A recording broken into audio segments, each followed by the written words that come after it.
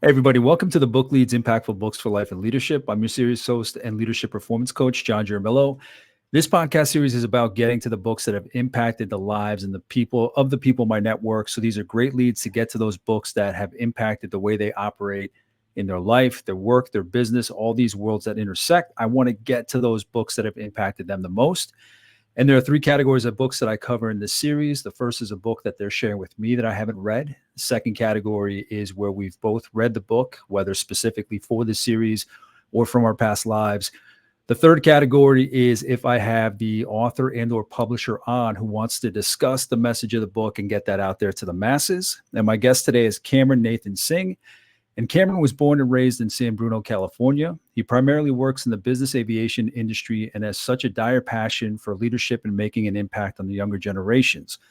Over the last decade, Cameron has had the privilege of moving up the ladder very quickly within the aviation industry, while throughout his 20s living in New Jersey, Southern California, Chicago, and the beautiful Caribbean twin islands of Antigua and Barbuda. Cameron has a doctorate in executive leadership from the University of Charleston and now resides in Northern Colorado. He is the host and co-host of several podcasts and a John Maxwell certified coach, speaker, and trainer. He's also the author of Navigation and Discovery, a path of navigating and discovering through your journey of faith. And Cameron's passion is to help young people strive for leadership. And he's very excited to share that message and that journey of leadership with you. And Cameron had heard about the podcast, what I was doing with this project, getting these books out there, getting these stories out there, reached out. We touch base, as I do with all my guests, just to make sure that our values are aligned, the work is aligned. So it was interesting getting to know him back and forth and just learning about him. And it makes sense that I'm having him here as a guest. So Cameron, thank you so much for joining me. Well, thank you so much, John. Happy to be on your podcast. Cameron, so read the bio. Obviously, you realize how brief that is, but to get a deeper sense of who you are, who we're speaking to, who's going to share their book with us, who are you today? Can you give some insight into the day-to-day of your work and what you're carrying out today? Yeah, so as you mentioned in the bio, primarily all my background is in the aviation industry. And what I do today is very different from what I did probably a year ago. Right now, I run my own business. I do leadership training and development within the aviation industry, and then I do some business consulting in that space as well. And in addition to that, like you mentioned, I'm an active podcaster, putting out leadership content and a variety of different other types of podcasts that I collaborate on and also do on my own. And then on the little free time I've left over with that, I spend time writing books, such as the one that we're going to be talking about today, Navigation Discovery. And then I have another one, a leadership book coming out in the fall here soon. So when it comes to the work that you do with clients, is that one-on-one? Is it group? What does that look? What are the services that you provide to your clients? What does that look like? Yeah, it's primarily group coaching or group training, primarily group training, going into businesses. Oftentimes, what happens is I'm being brought into organizations for a consulting project that's focusing on the business, on business consulting, helping with financials, helping with operations, the intricacies of the business. And oftentimes, what I've found is that oftentimes the root of the business issue is a people issue. And then that's where the leadership training and development or team building or whatever that might look like, to really go back and the root cause, which is it might be, hey, we need some team building activities with the team. There might need to be a little bit more focus on developing their next level leaders. There might be some focus on equipping their frontline team. So it involves a variety of things where I'm able to help. Me and my business partners are able to provide not only a business solution, but also a people solution. Yeah, it's incredible when those business issues, when those pitfalls that they come across, where they might think that they need to bring you in for one aspect, that might be the business and technical side of the house, that's what needs to be resolved. It's amazing that in most of those instances, you find that it is the teamwork aspect, the culture aspect, the leadership aspect. Um, how did that play out? How did that What did that look like? I guess we'll get into that as I ask you what your career looked like, but did it surprise you how often maybe that was the case where they brought you in for business and it turned out being more like the softer skills, the human side, the leadership side of the house? Yeah, it kind of relates to really my experience and why I'm doing what I'm doing in the aviation industry through my experience. And this is common with others that I kind of was raised in the industry with. You're often promoted because of your technical skills, like you're good at your job. And then what you're promoted into a leadership role and you're pretty much given, the laptop, the keys, and the phone. It's like, hey, there you go. Best of luck. And you're not necessarily Yeah. equipped to do your role. And this is very common. I'm sure it's very much applicable for other industries, but it's a common theme that me and other colleagues saw in our industry and realized that organizations are not putting a focus into equipping their people. They're very good at training to aviation terms, fueling an aircraft, how to do that to the safest ability you can, what to do in troubleshooting. Very good with training that. But when it comes to the people side, and Yeah. oftentimes what's happening is the leaders that you have been in those seats for 10, 20, 30 years and have become really comfortable in those seats and not really doing anything to for succession planning or even developing those next level leaders or those middle managers. Yeah. Yeah, that's a prime example of that difference between management and leadership. I've seen it so many times in organizations I've worked in and consulted with where they would promote the people that did the job best, that were best at the technical skills, that were most knowledgeable and most connected maybe in the industry or throughout the organization to get the work done. But then they promoted them to that next level and they didn't quite have the skills to translate that for other people, to transfer that to other people, to teach people in such a way that they wanted to take on those skills. It's amazing that the person that may be best at the job isn't necessarily the one that's meant to be the leader. So, and obviously everybody's different, every organization is different, every Yeah. industry is different, it's going to look different, but that's such a common theme. Just because somebody does the job the best doesn't necessarily mean they're going to be the ones to create a ripple effect of that same knowledge throughout the people down the hierarchy. Yeah, and what I've seen happen too is looking from a leader's perspective, whether it's a GM or C-suite or executive senior leader, it's they're so overwhelmed with this the day-to-day of the job, the administrative aspects, and because they're not equipping their team, they continue to be overloaded with the day-to-day and are not able to focus on the people, focus on equipping their people because they're just so inundated sitting in the office 8 hours, whatever, 10, 12 hours a day, and not able to put that focus. Cameron, obviously with the pandemic, it kind of put a spotlight on people, on culture, on what people were getting out of their jobs, how they felt they were developed, respected, so on and so forth. What did you see in the course of your work throughout the pandemic? Did you see more organizations bring you on or work more with you because of that need to enhance the culture, the connection? Were there any changes, any adjustments you saw in your work, any evolution because of the pandemic and the urgency that it brought on? Yeah, and particularly with my context from aviation, it was very interesting because my context is on the private aviation side. So, all the stuff that was going on in the media with the airlines and all that. So the private aviation industry really took a huge jump. People were uh, going more into utilizing private aircraft, which meant we were busier. Different companies, different sectors of the industry were getting busier. But what was happening is before the pandemic, I would say, is all these leaders that were getting comfortable in their seats, they could get away with not focusing on culture, not focusing on their people.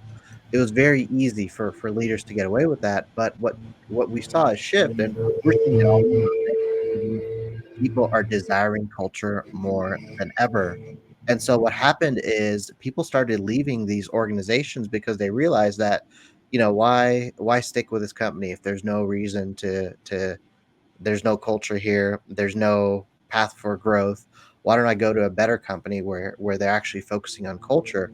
So you saw this huge gap in talent specifically, where people were unable to find leaders or people because they're not going to these organizations that they know don't have great culture. And so now these organizations are trying to figure out, okay, we've never done all this stuff. What is it that we need to be able to focus on our people and focus on culture? And a lot of them, they don't know what they need. They don't even know their team. They've never gotten their team together to say, "Hey, how are we doing? How's our culture? What is it that you feel you need?" And it's very interesting going into these companies and seeing all the stuff that comes out of these conversations, whether it's team building or whatever that might look like, and w you see that huge gap between the leader and their people. Yeah. Cameron, to understand how you got to this point, kind of to see how you visualize your work and the value that you bring to it, I'm always curious to understand that. Where did that start? Whether you typically, I like to start maybe where the person, my guest, went into their workforce or went into their education for their career. What did that beginning look like for you? And then what did that path look like to now? Yeah, so I started in the aviation industry in very frontline roles pretty much. Working the front counter like a typical hotel front desk at a private jet terminal. And I was quickly put into a leadership role within a couple of years of me being in that company. And I had that experience of being put in the role because I was very good at the job, but not necessarily a good leader because I was like 20 or 21 years old, literally overnight managing over 300 employees. And talk about trying to figure that out. And Yeah. so I didn't know a lot about what it meant for to be a leader or to be even just a manager. And I had very good mentors alongside me to help me, but that wasn't enough. So I went and studied leadership, like you mentioned in the intro. I went and studied and got my doctorate in executive leadership, and it really opened my eyes to learn what it means to be a leader, the different types of leadership styles. And it was 3 4 years of really learning who I am as a leader. And so I came up with kind of that desire to share what I'm learning, to what am I contributing back to people. And that's why I started doing podcasting. That was one of the first things I started post kind of as we were coming out of the pandemic. Me and a friend of mine in the industry started a leadership podcast, just started to share Mm. our experiences and our insights to help other young leaders or new leaders that were having the same experiences. And so we talked about our stories, and that's what really started. And I knew kind of long term that I wanted to be in some type of capacity to give back and help really the next generation in leadership, in equipping them and sharing my story to be able to, help them as they navigate their career paths and their journey of life in general, because it's an interesting society that we live in today. It's not the same as it was 4 or 5 years ago, and I think there's a lot of people out there that right now are saying, "Okay, yeah, here are your 10 steps to success." But those 10 steps for success is not for everyone, and I Yeah. think connecting through stories, through experiences, is the way of the world today. Yeah. I love that only because it is true. Like everything we read, everything you write about, everything I write about. Well, I don't want to speak for you, but anything I write about, I always say, this is just my take. Or when I Mhm. speak, this is just my take. This is just my take today. Because what's interesting about that is like I've given the same presentation, say for a year and a half, and every time I give it, something changes because somebody asked a certain question, something happened in the culture, something happened in our community.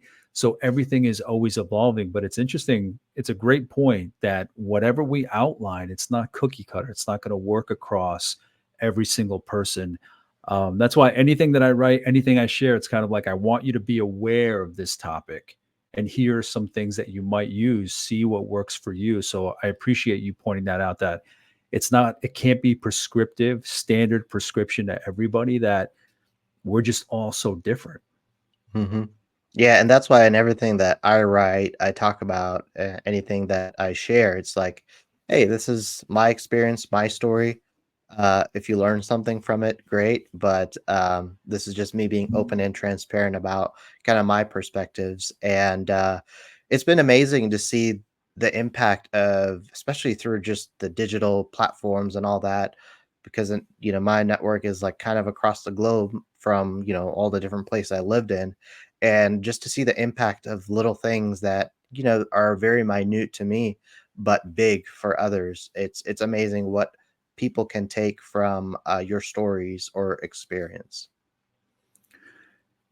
Cameron, does it make sense from your childhood that this is what you're doing? I'm always fascinated with that relationship between who we were as kids or our experiences, what we wanted, what we dreamt about, what our skills may have been. How does that reconcile to who you are now? I have to credit a lot to kind of how I was raised and brought up. So I lived on the right side of town but went to school on the wrong side of town. And so my parents were very diligent in making sure that I was raised like good. Like me and my sister were raised like good. And so I give a lot of credit to them, even though there were very strict boundaries growing up. I'm glad they raised me as they did, because I wouldn't be who I am today. Meaning walking the right path.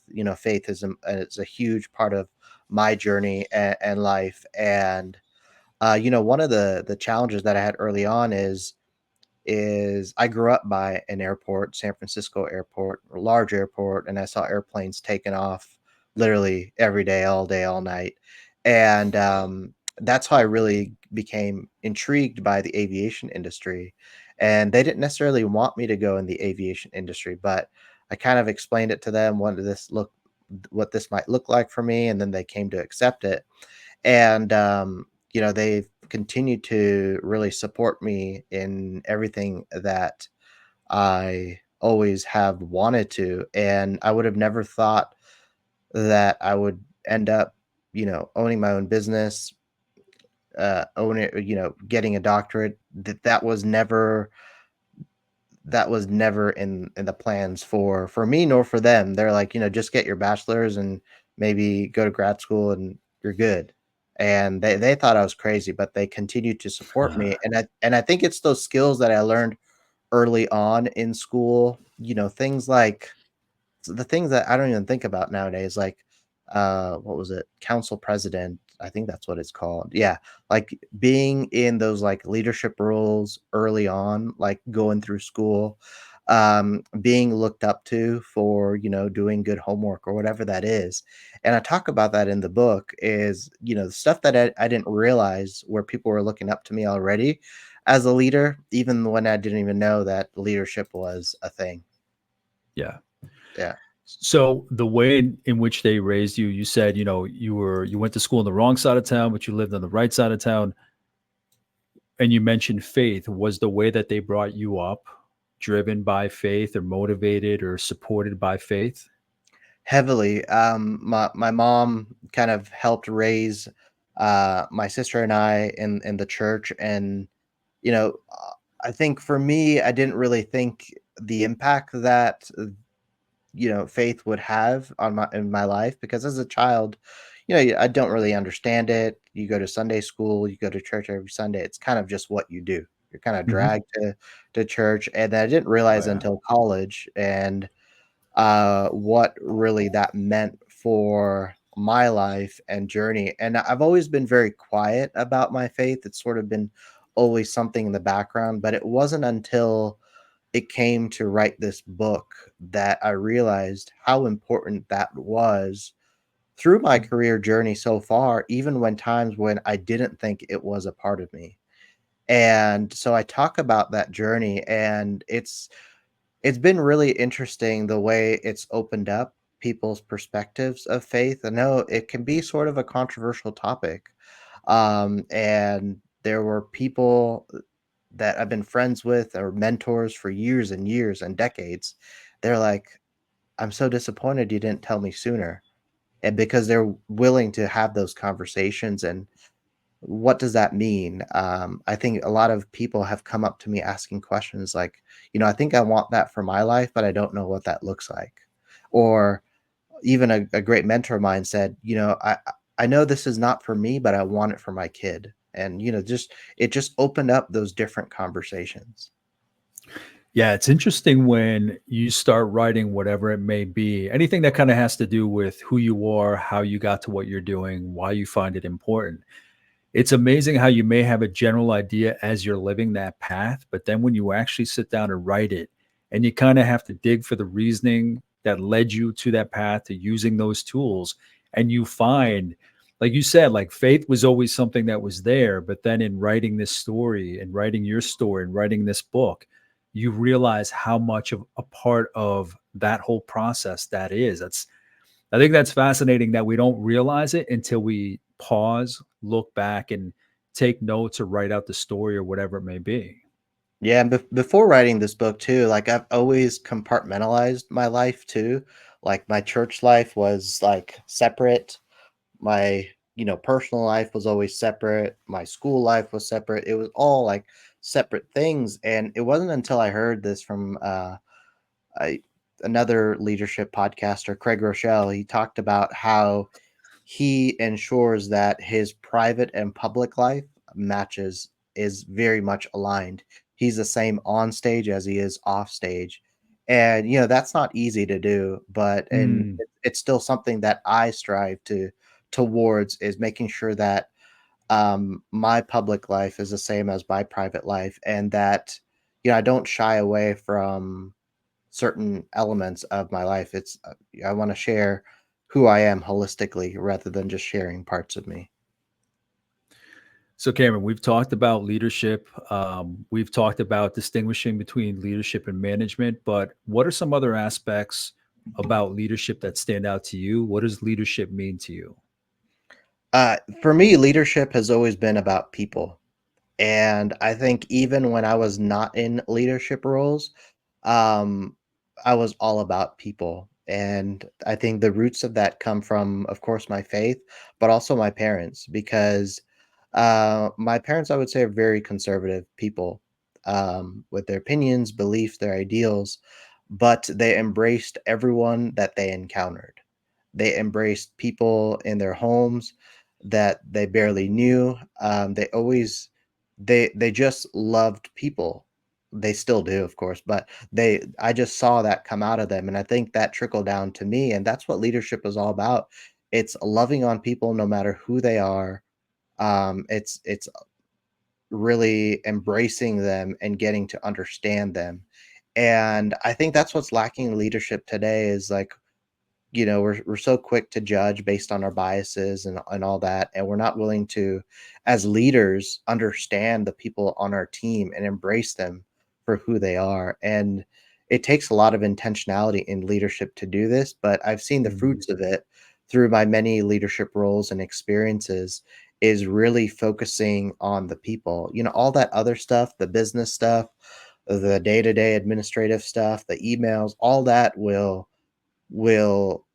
you can push that aside, but if you're not focusing on the people, all that other stuff that you're doing is going to be get even harder and harder. And once you start focusing on the people and serving your people, they're not working for you, you're working for them. And how can you shift the needle for every person on your team and get them a little bit better? And it starts with those little 30-second conversations, 1 minute touch points, whatever that might look like, is really being out there and not spending time, in your office, and spending time with the people, because that's what leadership is all about. It's all about people. Yeah. Cameron, at this point, we can jump into the book. Why don't you introduce the book that we're discussing and how it came to be. Yeah, so the book is called Navigation and Discovery, and I forget the subtitle. The subtitle is I it's a got it long if you need. it's a long one. It's a Navigation and Discovery, a path of navigating and discovering through your journey of faith. And so this book idea, I never thought I would even like write a book, but I remember my first day when I went to the University of Charleston to start the journey on this doctorate program in leadership.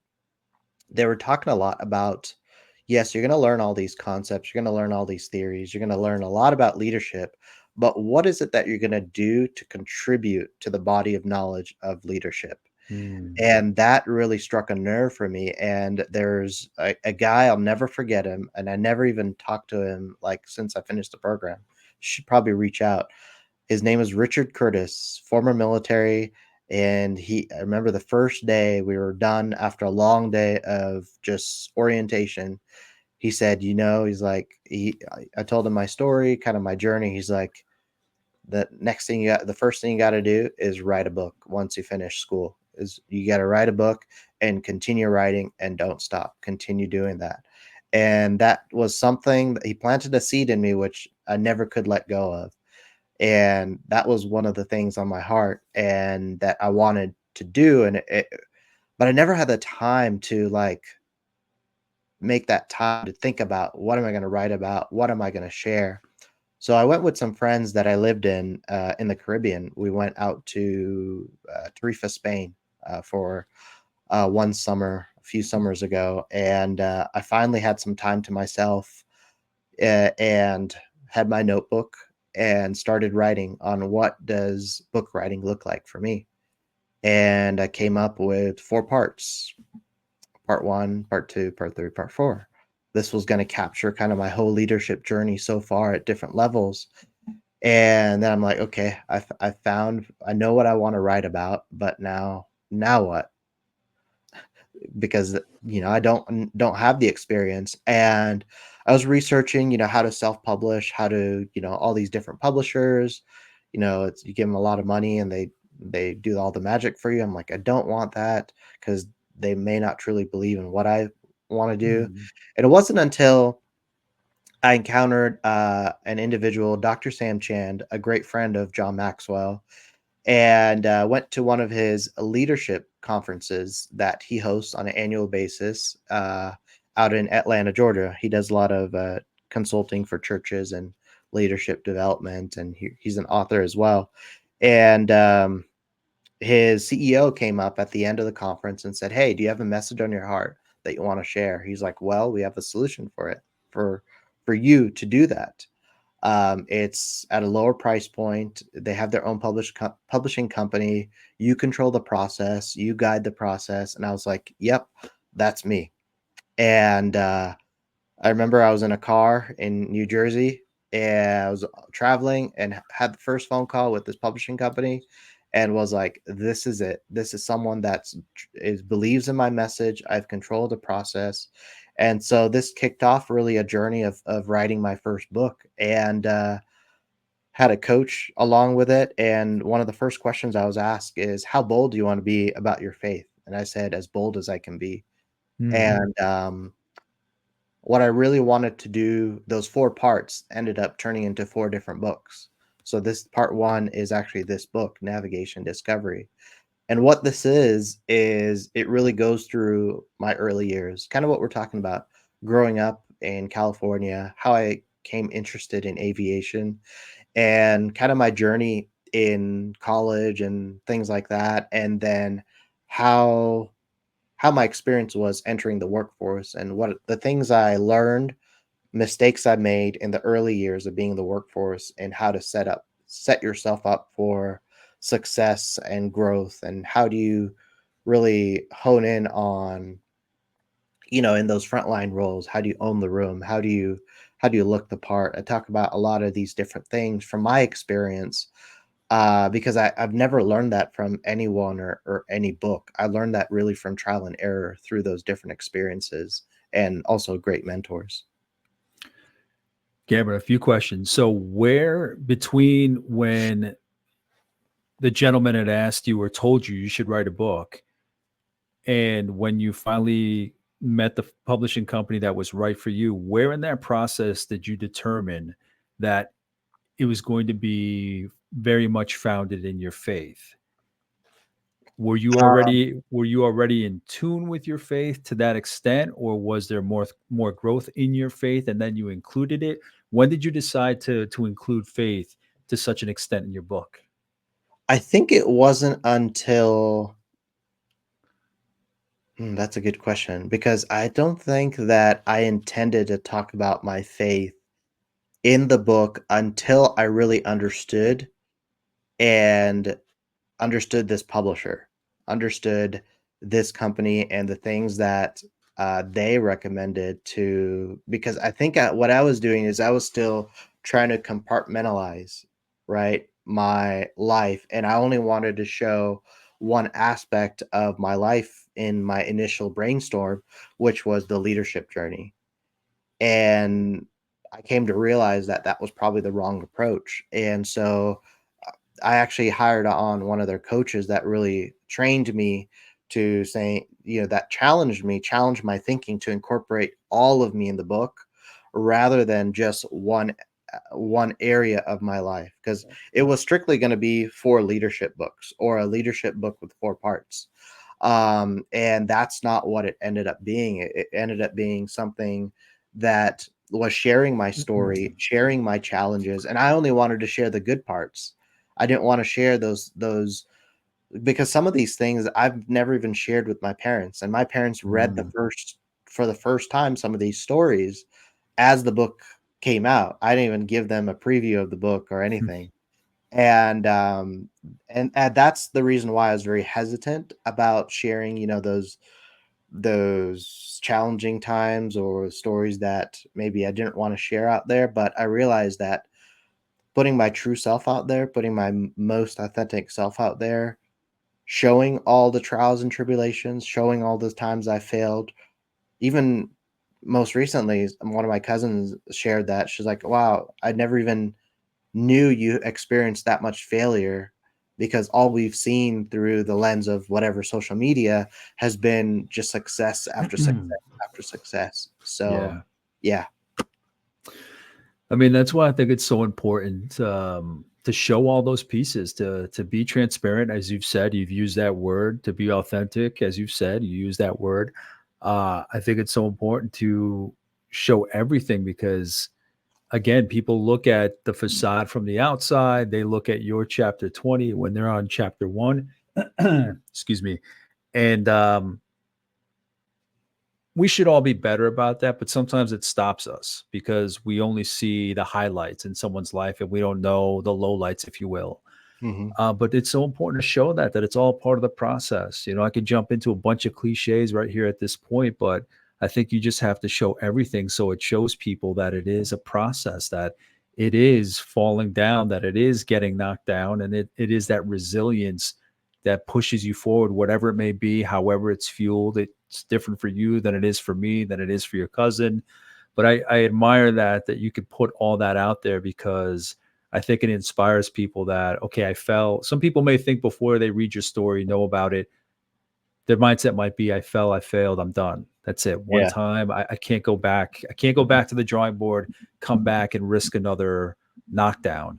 And then they see somebody's story, they're like, oh, okay, so it's okay to like experiment. Because I think it just goes back to our programming where someone sees a failure on an F on a piece of paper, and all of a sudden that's like the end of whatever. You know how we build it up when we're kids in our heads, and it stays with us into adulthood.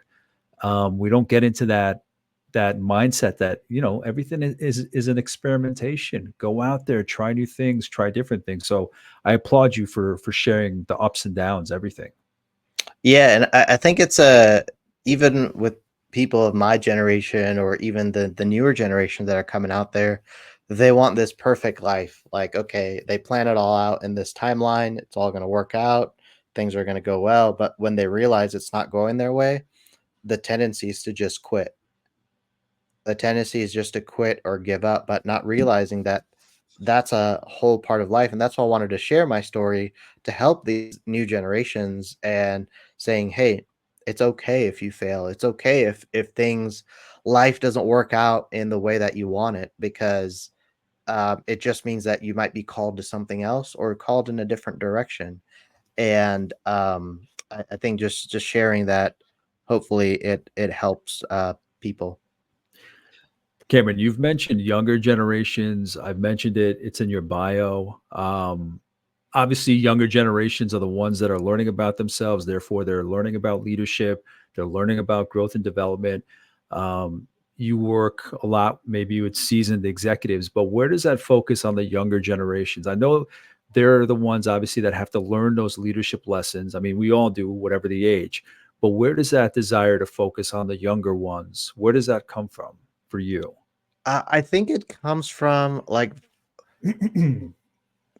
for the people that I grew up with and went to school. I feel like many of the people limited themselves because of where they came from, how they grew up, who their parents were, and they've always limited themselves. And I feel like this is a common theme that I'm seeing of younger people as well, not only people that I grew up with, is um I've seen people afraid to take risk, push those boundary lines, try to do things that are out of the norm or maybe out of the norm of what their parents did. And I think always, like for me, I've always been supported to take those risks, sort of, even though my parents were like, "You're crazy." Like every step of the way, there's always was some resistance from my parents, like, "You're crazy going to move to the Caribbean," but then they're like, "Yeah, but it's a good opportunity for you." Yeah. Um, and I think this is something that I'm seeing is people are, especially younger people, they like, "Oh, I'll never be a leader. I'll never become a C-suite executive. I'll never be that lead pastor," or whatever that might look like. And then they end up taking that safe route, which is really not what they're supposed to be doing, nor they might not enjoy it. But then they take that safe route. And the purpose of like the stuff that I'm doing today is like, no, you can strive for higher. You can strive for higher. You are called for more, and don't go the way that the world is going. Go in the direction that you want to go. A lot of people will tell you no. A lot of people will tell you're crazy, but continue staying focused. And I heard a great pastor say this years ago: run your race, and don't look left, right, or behind. Just keep focused on where you want to go. And I think that's what I've always done, even though it's like so difficult to do so, is to like run your own race and stay on that path. And yeah, it's gonna be challenging. It's gonna be hard because sometimes you're gonna feel like you're the only one and it there because you everyone else is well behind you or well past you, and you might lose some relationships along the way. I've lost many because um I just stayed running my race, continuing down that path, and, yeah, I'm still trying to do that, trying to figure it out. You mentioned moving, and then in your bio, I listed all these places that you've lived. Can you give me a quick breakdown chronologically of what caused you to move to these places? Was it work? Was it education? What was it that had you move to all these different cities? Yeah, so I was blessed to work for an amazing, aviation company, right? I think it was even, like, a week before I graduated college, I started with this company, and so, worked for them for about a decade, and within that decade, I was able to move across different locations, and these were for development opportunities. The company really heavily invested in my growth and my development, and so that required me to be mobile. So I spent about 6 months in New Jersey, another 6 months in Southern California, working at different types of locations of private jet terminals, which is the business that I do work in.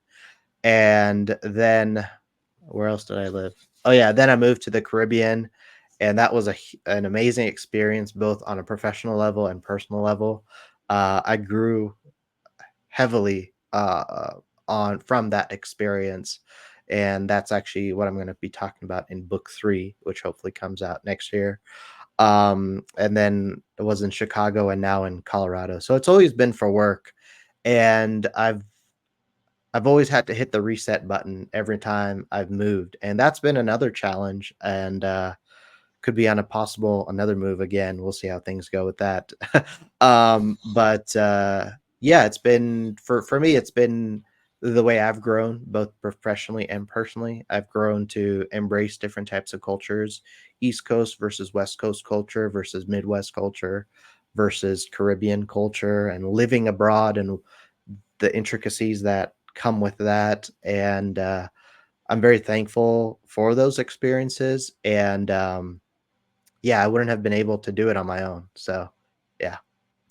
Couple things. Is there a particular area or region that you have like a higher preference for, you enjoy more that stands out?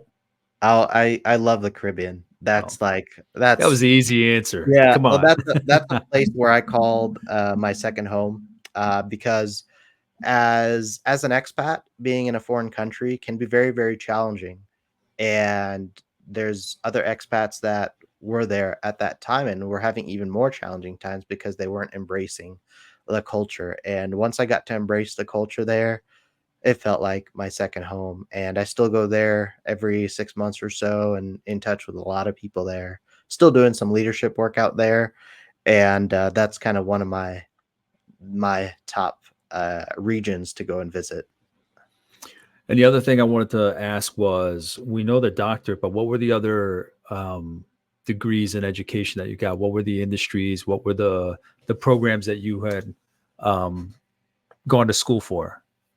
Oh yeah, so I went to San Jose State for my undergrad. That's where I got my aviation undergrad degree, and then I went to Embry-Riddle, which is an aviation school where I did some graduate work as well, at alongside in parallel in my frontline roles with the company I was with. So I went continued going to school and also started out working in the industry. So. So do you fly at all? Are you a pilot? I wouldn't call myself a pilot quite yet. I have quite a bit of hours under my belt for training, but I haven't really been consistent with it. Okay. And that's sort of one of my goals. I eventually want to complete my, all the licensing that you need, and own my own airplane and be able to, go grab $100 burger somewhere. Travel around. Yeah, I And mean, I ask yeah, only because you're surrounded, like everything, even your degrees is like aviation. Obviously, your career aviation. So I was just curious whether or not you check that off your checklist. Cameron, can you just kind of give an overview or rundown maybe of your book? What the kind of the journey is that you can take the reader on? Maybe the titles of the chapters or the titles of the sections. What does it look like? What's that path you take the reader on as they go through the book? Yeah, so I really start off the book, as you probably can tell. I've gone through a lot of education for those that are listening or watching. So I talk about why I went through so much education and why I truly believe in education and why personal growth is important, because that's been a really significant part of my journey and my growth, and not just formal education, but personal growth in general and professional growth. And that's something that I open up the book with. And then I go and talking about my faith. I introduce what my faith is and what that means for me in my journey of life. And then I go through really how I built my what I would call my passion and calling. And I know it's evolved over the years, and I talk about that journey because you talk about flying, John, earlier, and that's what I always wanted to do. Is I wanted to fly for United Airlines, fly the 747s. That was my dream. I've always wanted to do that, but that couldn't happen because of the cost of the training that would involve it, and it just wasn't the right time to even do that. And so I had to go in a different route, and realizing that, yeah, we may have all these plans and aspirations, but knowing that your passion and calling will evolve. Um, and then I talk about the different things that I learned entering the workforce. I thought having an undergrad degree, I could be an executive leader like overnight, realizing that that wasn't going to happen. And it was really challenging for me to come to that realization. It took a lot of mentors, it took a lot of conversations that people had with me. And so I talk about things, but like by networking, looking the part, how I managed as a young person to own the room and what it means to truly own the room in the different spheres or areas or rooms that I was in. I talk about mentorship, and then I talk about really those times of rejection and failure when people told me no, when people told me, no, you're not qualified, or Mm. no, you're not ready yet, and how I took those different experiences and those different failures. And so, yeah, I hope that really gives a good overview of kind of my early years, especially in um, entering the workforce, because I think many I've seen this, many young people are challenged when they enter the workforce because it's different. Um, there's a lot of things that is not taught in school. It's not that you don't know, and so you're sort of learning as you go. And there's a lot of things that you should be aware of, in those early years, in those early years in the workforce in general. Yeah. Yeah, it's always great when you can provide um, that lens of transition to a student or a graduate. That it's not enough to provide career advice at the college level. Hey, we're going to have mock interviews. Hey, we're going to do resume workshops. It's not enough to just help them put their best facade forward, their package, right? That it's another thing beyond that. Once they land that job, what are you preparing them for? Yeah. So I love the fact that you provide that lens of what it looks like when you're already in there, because I think that's the piece that's missing in most college preparation for jobs and careers and interview and whatnot. Um, Cameron, I'm curious. You had mentioned we discussed faith, your recognition of faith, and how important of a journey it was as you were getting into your writing. Is there anything else that stood out? Anything else that evolved in you as you were writing this? That changed in you? Any kind of aha moments? Anything at all that shifted because of this putting this book together and getting it out there? I think one of the things that I never realized is I've always think that I've made it, right? I've always think, when I've achieved those different leadership roles, like, oh, I've landed this job. It's great. But realizing that it's not yet over. There's still more to come. And that my passion and calling, and that's why this chapter is so important in the book on passion and calling. That one thing I realized is, I thought I would have been with that company for forever, and I thought I was gonna go into those C-suite levels and become, maybe not CEO, but like COO or something like that. That was always like my goal, and realizing that my passion and calling developed as I moved up within that organization. And there came to a point, and I don't talk about this in this book nor the next one, but there came to a point where I realized that me staying with this specific organization was actually limiting my abilities. There was so much that I wanted to do but could not pursue because I was working 10, 12-hour days. I was on call 24/7, and it was just impossible for me to take the time to be able to write books, go into leadership training and development, or try it out, or what does that look like, or even explore that, or even podcasting. I think I was just a few months into starting my first podcast, the Leadership Download podcast, which I co-host. And so leaving that organization really enabled me to explore the whole leadership arena and what that looks like, and be able to establish a company. And, over time, even today, as I'm sitting, those passion and calling, those different aspirations change. It's forever changing for me. There's always something else that is someone plants in me, or I find something out about, and I'm like, oh, I want to learn something more about that. Like, for example, real estate investing. That's been something that I never thought I would be doing. I'm doing that over the last couple of years now, and Yeah, and realizing that, you never know what you'll be doing in the next 5 years, and that's why I say don't limit yourself because you never know what opportunities can come your way or where you'll be in the next 5 years. Yeah, it's tricky. There's like a book floating around in my mind to write. But it's amazing what it looks like from if I put it off from 1 year to the next, how my tone in that voice, my lessons in that voice, my stories or in that story in that book would change because of that evolution you're talking about. There's like a manuscript I put together a couple of years ago. I think it's like 50,000 words now. And I haven't looked at it since, but I know, and I haven't opened it back up because I know that my mind has shifted, my mind has evolved, my passions have evolved, everything, passion and calling has evolved. So it's so much different than it was then. So it's like tricky. It's like when you're writing a book, you got to do it within 6 months or else your perspective is going to change.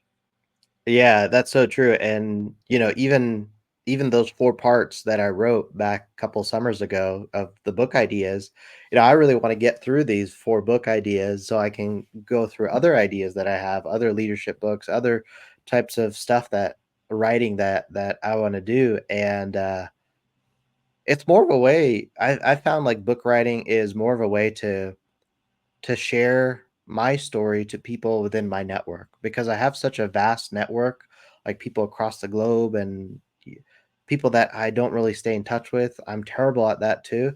And so, like a book like this has given a glimpse to people is like, hey, this is what I've been up to.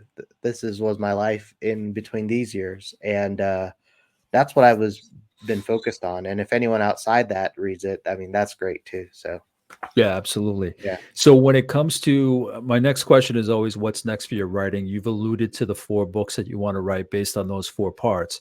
So can you go through the four? I know you've spoken about this first one. So the first one is more or less your coming up, where you learned your lessons, your journey. What do 2, 3, and 4 look like Yeah, so the in second general? yeah, for the second book, I'm actually reviewing the final manuscript today. It's, talking about my early leadership experiences, my first leadership roles and what my experiences were, and the message of that book is saying, as a new leader, like, you can't do this alone. You have to have people alongside with you. You have to have great support, great mentorship. So I talk about those experiences. And then the next book after that is more going into my more, I guess, more middle manager roles, those experiences that I had sort of during the times when I was being developed very actively, like through my experiences in New Jersey and Southern California. And then book four is more of my growth and in when I achieve those senior leadership roles. And so I'll talk a little bit about my experience in the Caribbean and then time in Chicago, and also going into what I went through when I realized that it was time to move on from that organization. That's also a great lesson for younger generations to know is like when it's time to leave, when it's time to separate, when it's time to quit. Yeah. Um, I think we have this misperception of leaving something, realizing it's not for us, it doesn't benefit us or anybody around us. If we're in that role, we see it as quitting, like that we're giving up. But there's a difference for me. Quitting to me is more like walking away without having learned any lessons. Like bad quitting for me is that. But there is proper separation. There is proper timing for figuring out what's right for you, what's wrong for you, and acting accordingly to get yourself out of that situation and get to where you're supposed to be. I think careers, the industries is so much a game of just shuffling around to get people to where they're supposed to be. So I love that you speak to that as well because I think it's important for people to realize they don't need to hold on to something for the sake of not looking like a quitter or that they stuck it through or that they sucked it up. So I think that's a very important message. Yeah, that was such a challenging and critical time for not only I thought I was letting go of because that company invested so much time, money, and energy, and so many people within that company supported me in my growth. And I felt so bad. This was the decision that took almost 3, 4 months to make. Uh, and I'm so grateful that I did exit from that organization, because it just put me on this journey since then of things that came my way that I have never imagined. And I think, and I've seen people still with that organization, they're just not willing to let go, because they know that this is the safe thing to do for them. And that's all they know. And so, yeah, I'm excited to write that at some point.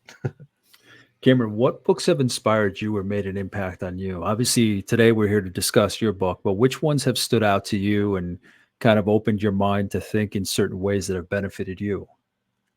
One of the first ones I would say is Leading on Empty by Wayne Cordero. And this person is a pastor out of Hawaii.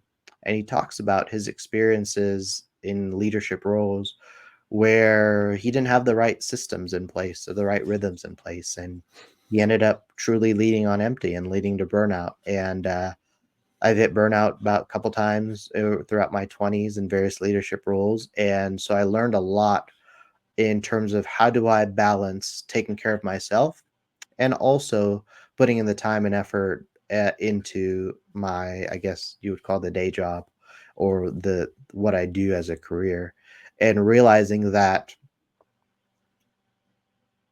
my job is not everything. My job can come and go, but it's me that I need to put myself first and take care of myself and put myself as a priority. So that would be the biggest book that's made an impact in my life so far. Thank you so much. Now, in wrapping up, is there anything that I might have missed? What are you up to these days? Anything you want to share? Anything that I didn't ask that you want to share with this audience? The floor is yours. Um, well, yeah, I Or I guess guess, even give more information about your podcast, only because it wasn't in the bio, but you said it says you're, a host, co-host. So if you could give the names of those series, that'd be great too. yeah, for sure. I love podcasting. I never thought I would do it on my own, but I've had the opportunity to meet so many different types of people that I brought onto the different podcasts. So I co-host a podcast. That's the longest podcast that I've had, is the Leadership Download podcast. And that's really going through, like, that's for like new leaders or people that want to learn more about leadership.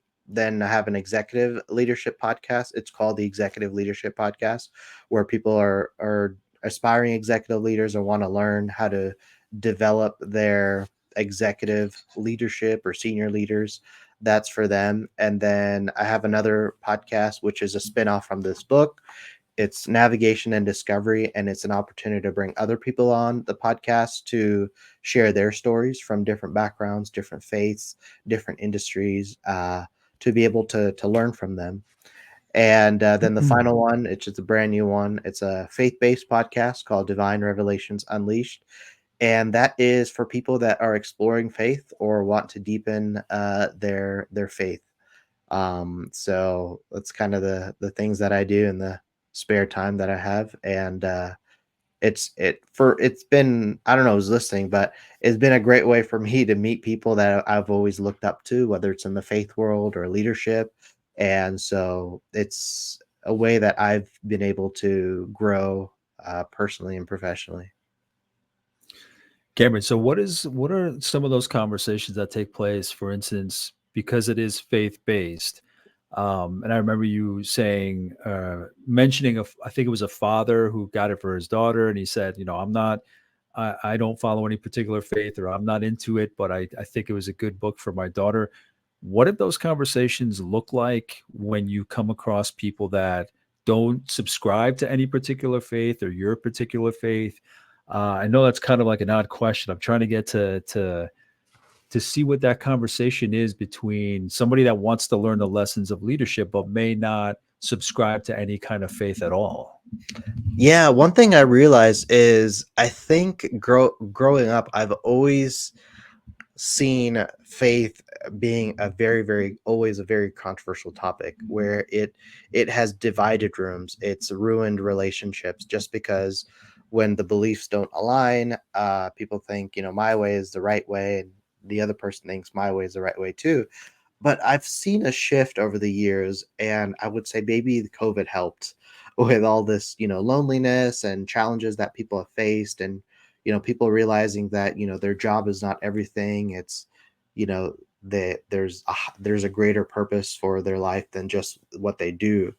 And I think over the last couple of years, people have been more open into asking questions, and also if they listen to it, they're very respectful of the beliefs or opinions or whatever the guest is talking about, and they're very much so open to giving it a listen, or even just understanding, hey, what does the Christian faith mean? What does it mean to truly believe in this? And so the questions that I get are very much so people are looking for understanding of what it means to have faith in their life, and um, it's more for their understanding. I think people are more open to that nowadays. From my experience, it could be different for others, but what I'm seeing is I think people are more open to it now. Yeah, and I think you have I mean, we've only spoken for like an hour, but I Yeah, think you have a very open mind, very open approach when you're talking about your faith. Because I didn't know what your faith was until you just said just a minute ago, Christian. yeah, Um, and I've had a few people on the series that have been faith-based guests, pastor. Um, so I think it's good.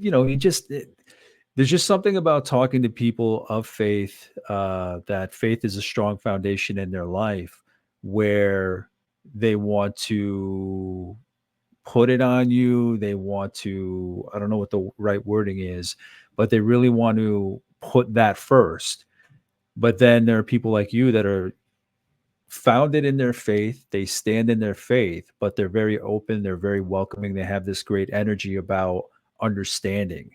Um, I don't subscribe to anything specifically. I grew up in the Catholic Church, went to Catholic school till I was 8. I think it has a lot to do with my upbringing and who I am. But anytime I come across somebody of faith that is a deep believer in faith, but they have that open mentality, of discussion and just sharing with other people, regardless of what their background is or who it may be. And now I attribute that to your parents and how they were just loving people. I appreciate that approach so much, because I think there is a lot that we can learn from each other's faith, but not in such a way that we impose it on other people, more yeah. that we share it with other people. So I appreciate your approach to it very much. Yeah, and I like that differentiation, imposing versus sharing. And I think sharing, that's why I wanted to be as bold as I could in this first book, Navigation Discovery, because I wanted to share the impact that faith had on my life and how instrumental it was for me, whether or not you believe it. And so I'm glad that it's opened up conversations, and even if people don't eventually believe in it, but at least they wanted to ask questions like, "Oh, hey, why is this or why is that?" And of course, I don't have all the answers, but But it gets just that conversation started, yeah, that exactly. curiosity as well. Hmm. No, I think Yeah. that's great. And again, we covered Cameron's own book, Navigation and Discovery, a path of navigating and discovering through your journey of faith. Cameron, thank you so much for walking us through your career, the highlights, being transparent about everything that's gone on in your career. And congratulations on this book, the one that's coming out this fall, the one next year, and the one after that. Thank you for everything. Well, thank you so much, John. I very much enjoyed this conversation. Probably one of my favorite conversations that I've had I appreciate that. podcasting. And thank you again for having me on. And to the listeners, hopefully you're able to take away at least one thing from this conversation. No, absolutely. I think your journey has like a little bit of everything. It's got dedication to one field. You've mentioned that you've had your failures, your successes, the various cultures, the various areas of the country that you've been in. I think that there's a lot that you can bring into it, again, in that sharing, not that imposition of your faith. I think that draws people in. I think for the curious, it's safe to ask questions. They don't feel like it's overbearing or anything. So I thank you for your book and everything you're doing and your approach. So thank you so much. Thank you, John. If there's anything that I might have missed, we're limited on time. There's so much to cover. I drag my guests down tangents every once in a while, just because if they drop a little nugget of whatever, I'm curious as to what it might be. If there's anything that you think I should have asked Cameron, please reach out to me and I will reach out to him, see what kind of guidance, insight, knowledge I can get back from him. In the meantime, thank you for watching. Thank you for listening, and I'll talk to you soon. Take care. Bye.